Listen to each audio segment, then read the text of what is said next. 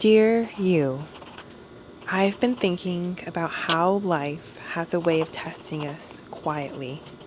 Then, all at once, there's a line from a book I can't stop thinking about.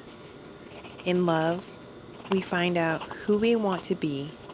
In war, we find out who we are. Maybe the soft moments shape our dreams, but it's the hard ones that show us what we're made of. If you're in the middle of something messy, uncertain, or heavy, just remember this too is part of your becoming. With love, Kay.